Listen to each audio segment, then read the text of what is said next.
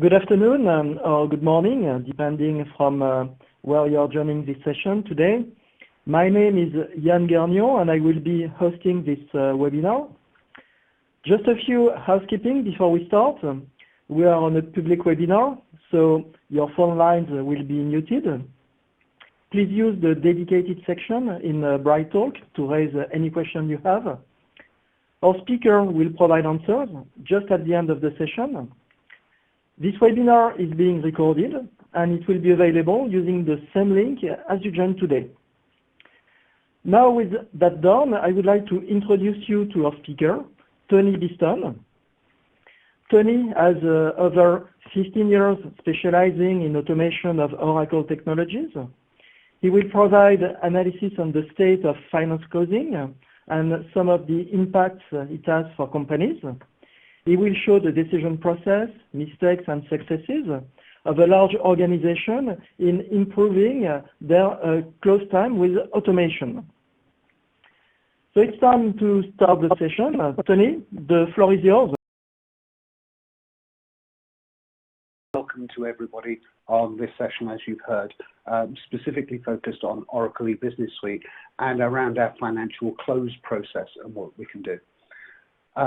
I've spent 15 years of my career. My job title at the moment is working in product marketing, but the vast majority of my experience has been actually as a consultant, actually delivering solutions to clients around the world to improve Oracle E-Business Suite through automation.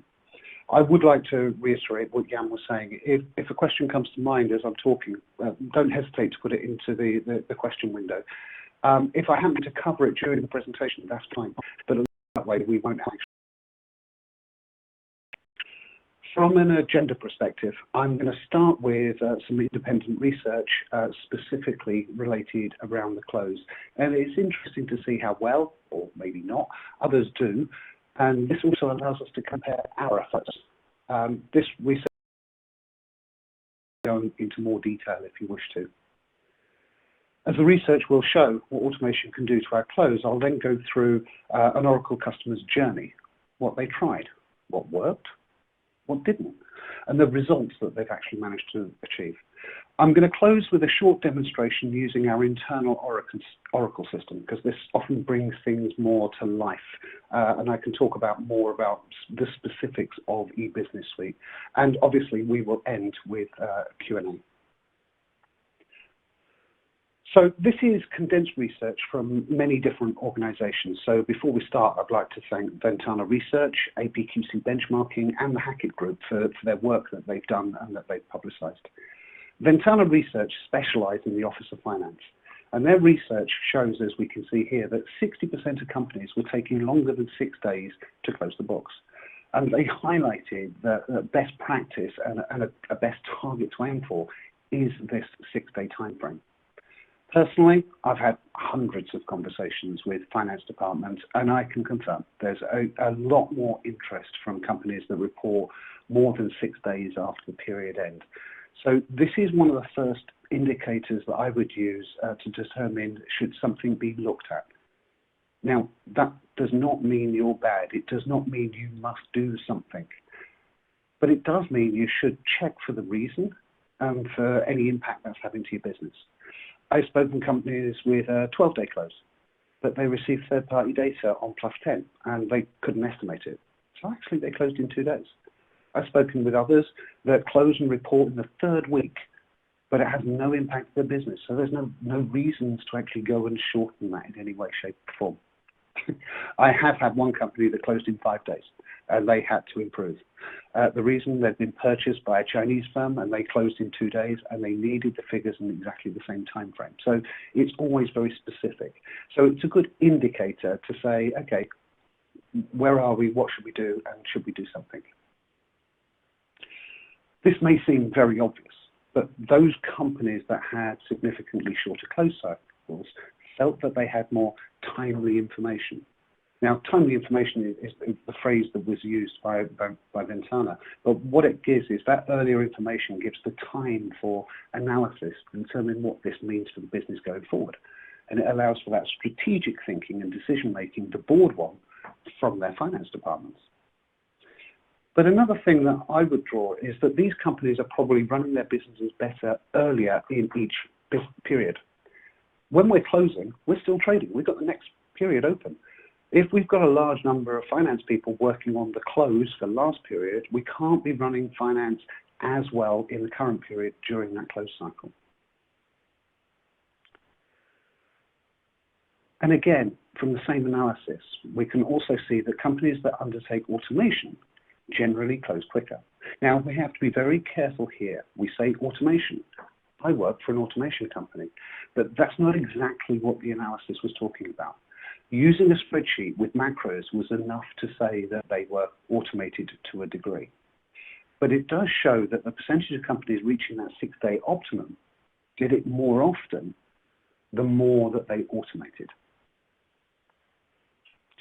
Also, automation adoption does not have to be some huge project that takes us months, maybe years, etc. We don't need to re-engineer all of our financial processes. We can see here there is a distinct advantage for companies that have automated the reconciliation process alone. Here we can see that nearly 3/4 of the companies miss this target if they've not automated reconciliations, but well over half make it if they have. And the reason is that daily reconciliations enable the accounts team to be on top of all the issues. They don't build up. So we have a cleaner system prior to starting the close. So far less surprises to deal with that impact us. There is a word of caution here. Before you just jump in and do something with reconciliation, make sure you know what your problems, all the problems are that you have. The worst thing that you can do is rush in to fix reconciliation and do something around that, and then find that whatever you did can't actually help you with the next problem that's down the line. Improving our close cycle is an ongoing process. It is a journey. Yeah, so don't just jump to that very first thing, because it can be a very easy thing to do. But it can be a fantastic start to that journey of improvement. Now, I'm always very dubious of statistics. As we know, there are lies, damn lies, and then there are statistics. So I always look to corroborate research from multiple sources before I can give them any weight. APQC benchmarking in the US have also run research on the close. And here we can see information which correlates to what Ventana were talking about. They have different categories, but their top performers are closing on average in 4 days. Interestingly, they went a lot deeper, and if you go into the APQC website, you can actually see the questions that were asked in the survey. They went into an awful lot of detail. They also broke out the time to produce monthly reports beyond the simple changing of the account status and checking the numbers. So they had very similar information on the duration as Ventana, but the depth of that questionnaire actually enabled them to look much deeper into the cost of the close across these organizations. We can see those top performers, the quick closers, spend a lot less on closing, 11 cents per $1,000 of revenue. Then the middle lot doubled that cost, well, just over.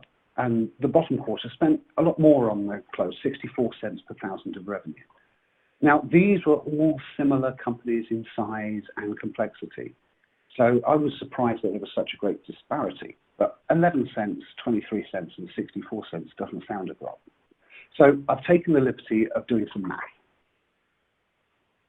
Here I've just got 3 categories of company: $250 million, $500 million, and $750 million in revenue. And we can see what the cost impact can be in those different categories. A 1.3 million spend difference between the best and worst on a $250 million revenue. Now, if anyone can say we can move you from the worst to the best, they're probably lying. Certainly in one cycle for definite. But if you traded $500 million and moved from the middle to the best, that's saving over $500,000 a year. What could you do with redeploying those assets to more value-creating duties? If you're currently in the worst category, the savings are much larger, and that would be a longer journey, but making that step from the worst situation to the middle is a perfectly doable process in a relatively short time. But it's not just about cost, it's about business improvement. delivering results so the board can make smarter decisions, as well as making life easier for accounts during that busy time. I mentioned my disbelief of statistics earlier. APQC costed the close, but again, you need to be able to correlate it to something else. I've had to go back a little further. Back in 2007, the Hackett Group had done a similar exercise, and they identified that billion-dollar or higher revenue companies could save $5.5 million per billion of revenue. So just trying to show that this is likely to be a realistic number. You know, we all get better at doing things as we move forward. So yes, we're not talking the 5.5 million number, but we're still talking of a significant change. So from that, I draw a few conclusions back out from there. The time to close can definitely be impacted. These companies that are of similar size, similar complexity, having different close cycle times, it is quite a personal thing. I mentioned the company with a 12-day close that received third-party days plus 10. You know, you can't change those, but you can impact the close that you're doing without having to go through complete process re-engineering of our financial accounting system. Automation has proven to support that drive. Now, again, I go back to the phrase about automation of what is automation, etc. But applying automation to doing this, moving away from the manual world, has proven many times to actually be able to do that. There are many, many, many different areas of automation, and this is one of the things, the other things to really help out as to looking at as to where the problems are. There's automation of reconciliation specifically. Yeah, it is a good starting point because it's a mandatory thing we must do, and it helps us identify things really earlier. Interface management, and especially daily checks inside eBusiness Suite, you know, making sure that everything is actually running as we expected it. You know, we all ingest data on a regular basis, constantly, but invariably we process if the data's there. Well, what does it mean if no data arrived? What's impact over 3 days? What did that happen? Around the consolidation process, so you know, we've done our individual closes and we're needing to consolidate. Also, another area is if you've invested in the financial planning and reporting tools, maybe a Hyperion of this world, actually being able to seamlessly connect those together is another area of automation, because a lot of people running that system often have an awful lot of manual sanity checks to make sure they've got everything they expected to have at the right time, or they'll process everything, look for problems, and then reprocess. Actually, automation actually allows you to run it at the right time first time. Also, automation is not a matter of the computer does everything. We are in finance, we are in accounting. People need to be involved in those steps, certain steps within that. If we're looking at, you know, how many transactions we're going to sweep from period to period, you might have rules in place of, you know, below this value, yes, it can just be happened, but above that value, you need somebody to actually make a decision. So being able to connect those things in there, yeah. And then going out beyond there, producing all of our report packs, etc., and everything else we might need to be able to create. So there's lots of different areas, and each one could be a challenge, potentially, or not for you. So it gives you a list of areas to look for. And again, I'm going to go back. It doesn't matter what your close is today. It doesn't matter if it's a 15-day close. That does not mean you are bad and need to do things. You need to look at the reasons why, what impacts that has to the business, and then the desire to want to affect change. So with that in mind, I wanted to talk about a particular customer that has actually gone through this particular process and picked these things up. Because it's always fine talking about research, but research is research. You know, does anybody really improve? Is the most common question I often get asked about. Well, I'm going to talk through what the National Health Service Shared Business Service actually went through. It is a very long journey of improvement that they've been going through. It stretches over several years, but each step was actually pretty quick about what was going on. But it also shows the fact of, if you think about what my challenges are, how you can actually construct a journey, and you can stop at any point. You can say, yes, we've gone far enough, we don't need to do anything more. It's a mindset of automation versus the status quo. So the shared business service, at its inception, it inherited two totally separate e-business suite environments. And to be honest, they actually competed against each other. These two instances looked after two different regions of the National Health Service in the UK. Each trust was a separate entity with its own set of books. And they ran the traditional ledgers, payables, purchases, inventory, receivables, general ledger, etc. The NHS actually consists of 652 trusts, from hospitals to primary care. And as I say, each one runs entirely as its own business.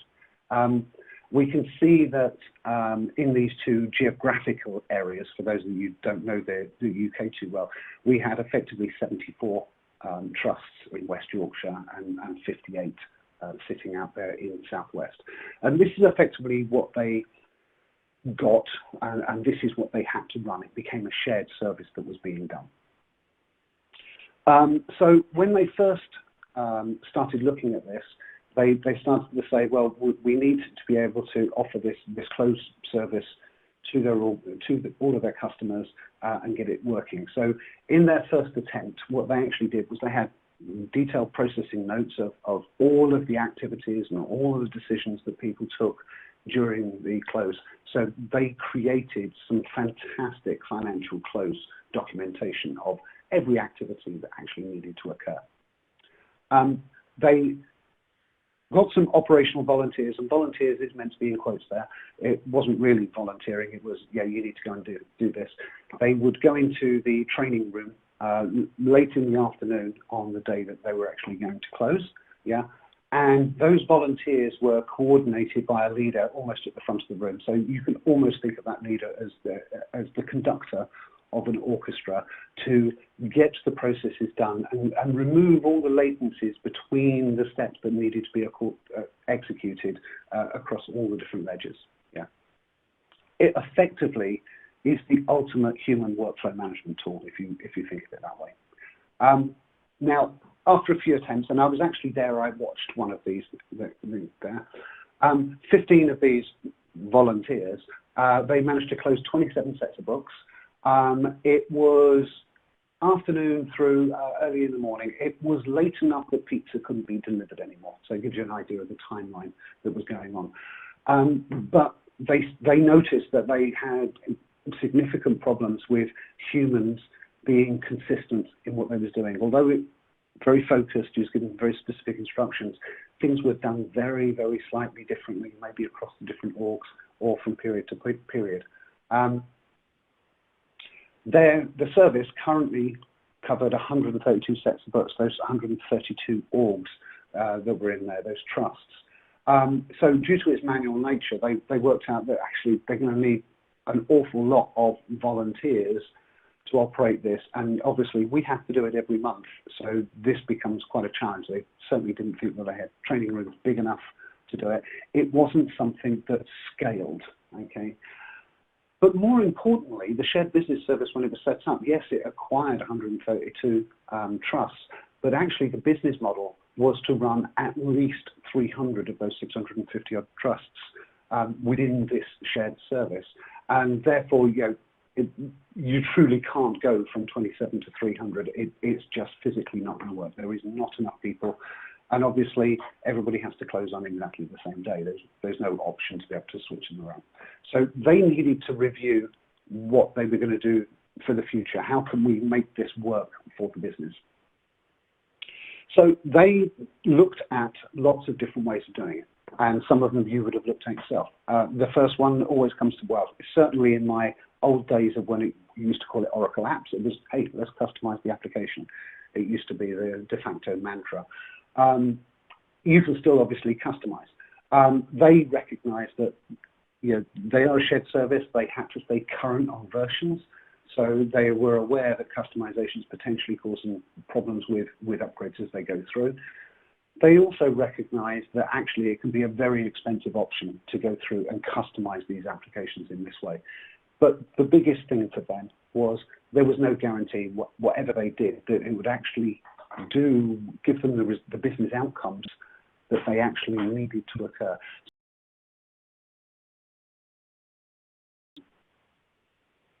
The next one is to do some form of re-engineering on our accounting process. And again, many organizations go and do this. Their biggest problem with this is every trust is actually an individual customer. So you actually have to negotiate with every single one of those customers to actually take the re-engineered process. And with the number that was going on, they'd signed a 10-year agreement for the service. They reckoned it would take more than 10 years to actually get them all to move forward. But more importantly, the close wasn't broken. And in fact, nearly every company I've ever spoken to, the close isn't a broken process. It's just difficult to coordinate everything that's going on. So the next area they looked at was automate the existing activity. I was involved in parts of these conversations with them. As they actually had some very well documented processing, it certainly seemed to be possible. There were some important things that it needed to be able to do that were very important. You need to be able to act on the information that's coming out from eBusiness Suite, whether it's in reports, which in the demonstration, but also from other sources, other places. It might be databases, it might be third parties. And you also need to be able to include human activity. So if you've reached a threshold where you actually need an approval or you need somebody else to go and do it, you can't just send that off because you're in the middle of an automated process. You need to manage the time that it is also with that person for them to be able to turn around and deal with it properly. So what they was looking at, and this is a marketing slide, which is an incredibly simplified version of close. But effectively, we have a huge number of halt signs or stop signs within that. Now, this might be the job that's running is a non-SRS job, so there's no natural way of scheduling that to occur. It might be going through a form, to actually go and change the period statuses. It could be a validation check and sanity check about what's going on. But there was a huge number of them in lots of different places, and this is the common theme in every organisation. So what they actually did was they looked at each one and they turned around and said, okay, well, what would we need to be able to automate that? Now, obviously, red and green, great colours. Green doesn't mean that it seamlessly moves from one to the other. It means that actually we don't know how to automate that particular step, that particular component of it. We know how to check for the correct business outcome of when something has completed. We can define our rules as to, if we want to sweep, these types of things. And we can also define who to contact, when to contact, if something goes adversely, and be able to model when they've said that they've done something, where does it go back into the process and restart. So you end up being able to go through and create this process flow of the steps of everything that's going through. Now, this one obviously highlights all the ledgers, because there are interconnections between the ledgers in different places. A lot of companies will independently deal with each of their sub-ledgers, and then they'll have a separate process with the events for their general ledgers. It doesn't have to be one big monolithic process. It can be broken out into the relevant pieces as needed. So I was there as a consultant, actually going through their documentation and building automated workflows in what was going on. In their initial run, their first thing, there was actually 80 individual steps and things that we did within that financial close. So we modelled every single one of those, what was going on inside eBusiness Suite, what was we checking for that business outcome, as I was saying. We also built that as a completely standard model. And this will become prevalent when we do the demonstration, so that we can run this same thing for every one of the orgs that we wish to run it for. There was some variability within that, and again, you need to be able to model variability. If you're crossing different tax districts, etc., you've probably got different tax processing you need to do. There was certainly hundreds of conditions. Now, when I say a condition, this is the business outcome. So when this runs, it means it's successful, not if the concurrent request was successful, but if this was met. And invariably, it's a calculation, it's a check. It's all the sanity checks that you do today to turn around and say, yes, everything is okay. There was even checks with external data sources to make sure things were within tolerances, etc. So, as I said, being able to check the real business outcome, not just technically did a job work or not work, or did it go to warning status? And that, in a lot of respects, as far as financial close is concerned, is irrelevant. Obviously, if a job fails, you need to go in and have a look and find out why it failed. But for a successful close, it's not just a matter of running it to success. So they got that 27 sets of books that they were closing. They actually managed to close it in 4 hours. Obviously, good thing about computers can do lots of things simultaneously. That was the volume of work that their e-business suite systems could handle. So we did have to throttle back some parallel running, because obviously e-business suites, well, you can't just dump everything at it and say go and sort it out. That slows it down. But they managed to close every single month, every period in 4 hours. As I said, it was an evolution for them. So they went, great, we've got the close is working out. We now need to expand the close to more sets of books, but also we need to include more things. So it was, in total, I went back and saw them a year later. I wasn't there. They actually did all of this work themselves. But they automated the reconciliations that were going on. And the reconciliations they were doing were the feeder systems into the subledgers, as well as subledgers into general ledger, making sure everything balanced and that their users were informed as soon as any problems were detected. So it became a separate automation process that was just constantly running.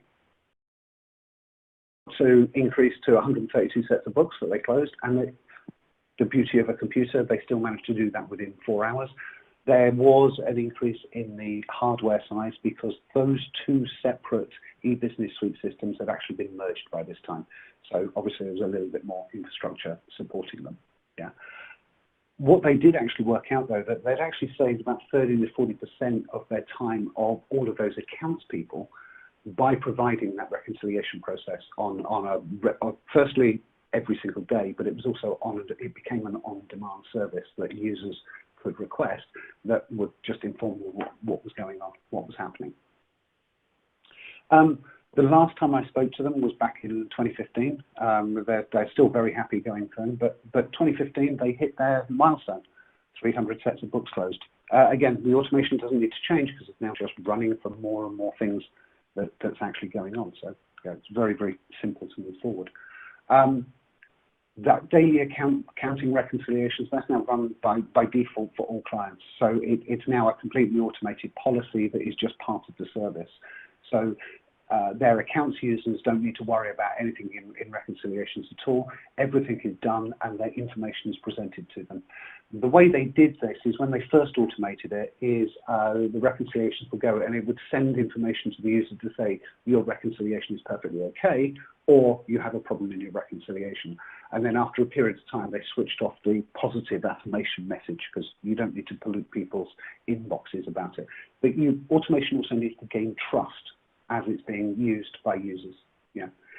They also moved out to other areas. So the payment batch process, as we know, is relatively manual in its process of assembly, processing, approving and processing. So they've now completely automated that process. So it now becomes a self-service capability that they can turn around and say, I want to run a payment batch run, and it has all the rules built in there automatically. And they can still have a manual additional approval to actually make the payment run, but a lot of companies don't do it. This is a shared business service, so yeah, 96% improvement. No, other companies are not going to receive this level. You're not looking after 300 orgs and these types of things.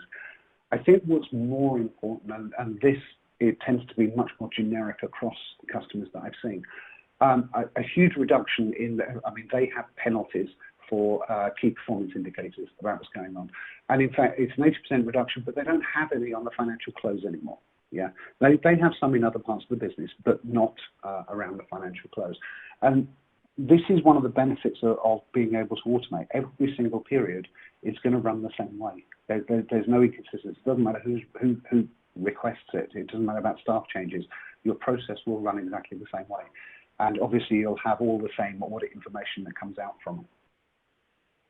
So I'm going to go into a demonstration because quite often a demonstration brings things far more to life than anything else. I am connected into our internal Oracle e-business suite system, and that's going on. But the types of things I'm going to be talking about is the ability to create this single model that can run across all orgs, being able to include SRS and non-SRS processing, as well as external applications, all running within the same automation. To be able to scan the results of concurrent requests to determine the business outcome, but also being able to extract those so we can actually use them for calculations and determination of what's going on, and creating we all need. Being able to include call-outs to users if rules are broken, etc. And very importantly, a proactive service level management. Okay. So here we can see I'm requesting it to run. Normally it has a schedule based on your financial account. But really importantly here, you can see there's some inputs that are going into it. And for those of you used to e-business suite, you'll know that, okay, if I'm changing the responsibility, I effectively change the org that it's running for underneath.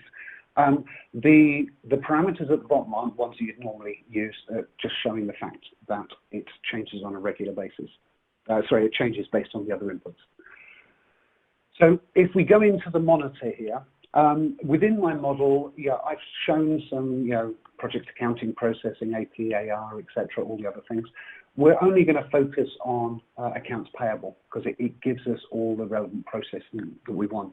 And we can see we can fly in and we can fly out as we want to on this particular process. So I'm using the traditional 4 stages. The first stage, it's a little bit boring, but we can see we're running concurrent requests.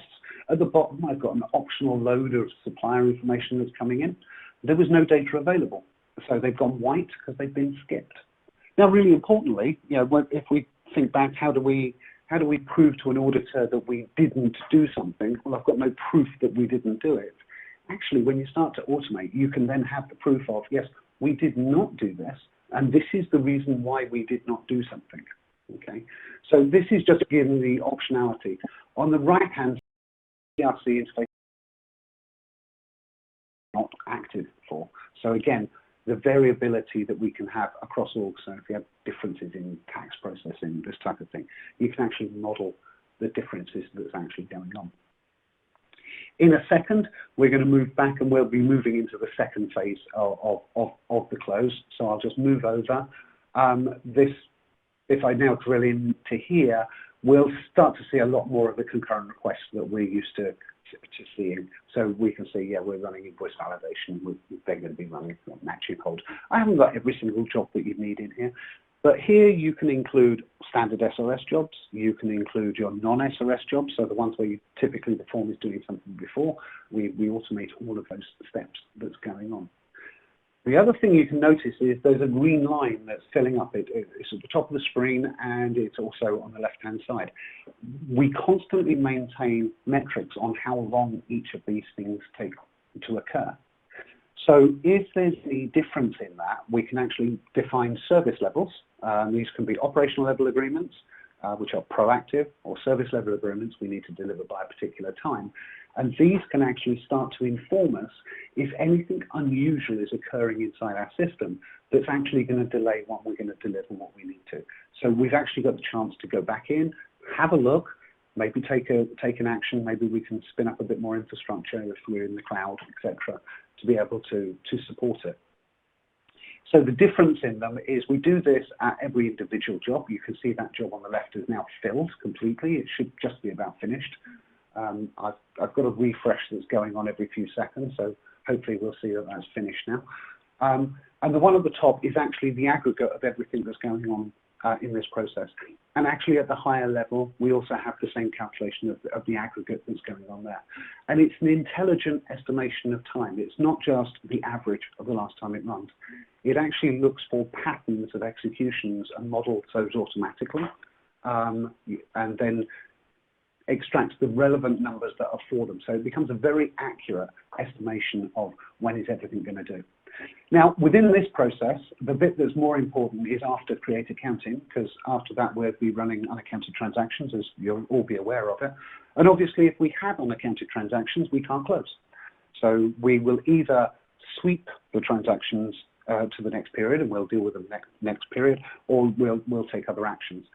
So my system is very, very clean. I'm an extremely good person in this instance. I actually don't have any unaccounted transactions whatsoever. So what will happen is that process is going to run and then we'll actually complete.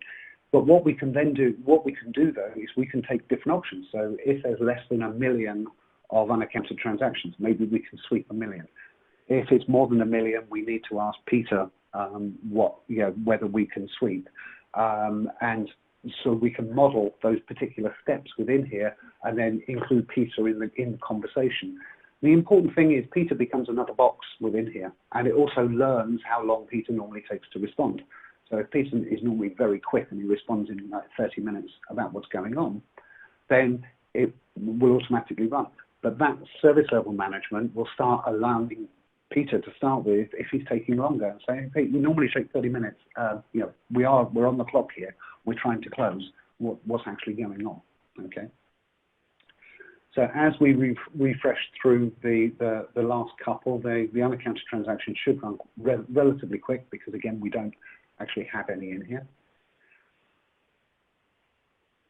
But this is where the power of automation really comes alive, because actually I can model the end-to-end process of everything that's actually going on.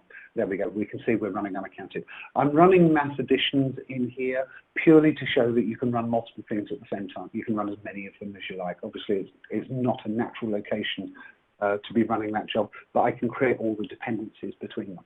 Okay. So again, processing has completed.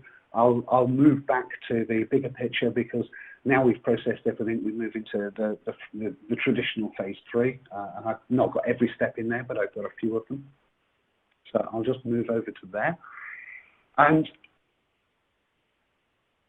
rather than just using information from a report to make a decision, which is unaccounted transaction, so basically look in the report, do you see anything, take a decision. The next bit is actually going to start extracting information from reports and from different places, and then making a decision based on that. So as you know, we're going to need to run invoices, payment register, 2 trial balances to see if everything syncs with GL. So we're running those relevant jobs. Each one of those jobs is extracting the information that we wanted from those reports, and I've got a simple step in there, say check AP and GL. Now, I was really good before, but here I'm not. I actually do have a problem with GL, so the box is actually going to go red. But obviously, I could close AP here. It's GL that's got the issue, and that's the decision I've actually taken. I've turned around and say, GL, it's your problem, not mine. I'm going to carry on my processing. Traditionally, most customers would stop at this point and obviously get the problem resolved about what's going on. But we can see here, we can actually start to notify people out in different ways. I've got a feeling my mail server is down, unfortunately, so I'm going to flick over to the mail server, but I don't think it's actually showing me anything at the moment.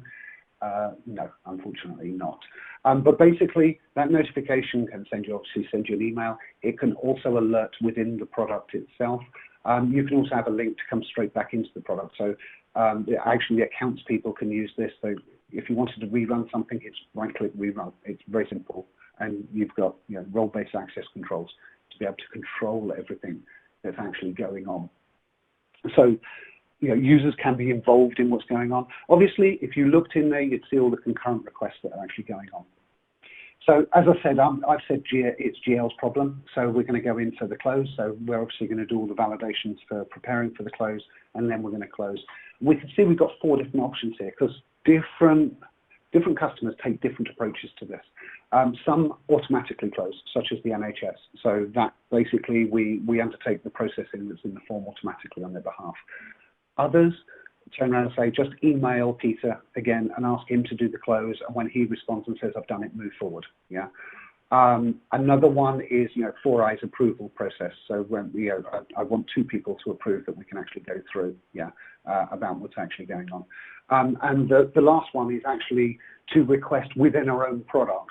So it actually raises an alert notification within our own product to turn around and say, hey, can you please go and do all of this so that we can continue going forward. So this would actually run for as long as, obviously, it would normally take for the person to actually approve it. But lots of different ways of doing it. The vast majority of our customers they start with the manual one and then they immediately go to the automatic one. So we can see an alarm notification out there about their request. Excuse my tardiness, I left it in HTML format, not for an email rather than doing anything else. Obviously, after we've done that, we're then going to run some processing to make sure these people have done what we said. We need to check for the business outcome. Now, luckily, we already have jobs for that, so we can go through and run those and get the processing through and then move forward. So, again, being able to involve human beings, being able to extract information from reports or other sources, being able to run things in other places if we need to be able to transition it. Obviously, we could be processing HFN information after here because we know we're safe and clean at this point, so we could be transferring that relevant information on. But you don't tend to sit into this system and sit here and watch it this way. This is a very unusual thing. You'd normally have dashboards the way you want to do it. Now, you can have a myriad of different dashboards, maybe user activities has been shown here, but more commonly, you'll actually put it up as dashboards about your ledger information. You'll use your business information and elevate it up. So we was closing the USA, so we can see payables and receivables are saying they're okay, but general ledger's not. If you remember, I had that refused transactions and I left it for their problem. The Middle East is all perfectly okay. Payables for the UK is actually shown as in orange. What that's actually saying is if you try and run it, you're going to have problems. That's probably we've got too many transactions that haven't been approved about what's going on. But it allows us to present this information in a way that we, as accounts people, can consume rather than as operations staff. Well, operations staff can use it as well as they wish to. So that was a short demonstration of the processing that's going on, just to try to bring it out and make it a little bit more real. And with that, I will hand back to my colleague Jan to see what sort of questions you've asked me. Okay, let's have a look to the questions. What do we have? Oracle ERP Cloud, is it working on that platform? Yep, a very topical question. I really should have covered that in my presentation, so I apologize. Yes, it does. So I've been talking about e-business suites here, there, and everywhere. So as a company, we provide what's called Oracle validated solutions. So that's a little bit more than certified because we actually sit down with the product managers of Oracle and go through and prove that our thing does something that is useful and beneficial to Oracle that Oracle itself doesn't directly do, and then they'll allow us to validate. So we provide those. Obviously, for e-business suite, we're going through an integration that those of you who are technically minded, FND submit to be able to run things. In the ERP Cloud, there is actually 5 web services that ERP Cloud has published that actually allow the component parts of what FND submit allows us to do. So we use those. So yes, you can do exactly the same things in the ERP Cloud. Another question, how much impact will automation have on the close? That's a great question. I do get asked this question an awful lot, I will admit. Okay, it is a little bit like how long is the piece of string question, because it is always personal and specific to each company. Okay. However, if I was asked, okay, what am I likely to close? Most of our customers see a 50% improvement, so they see it halving. Yeah, remember, it's a journey.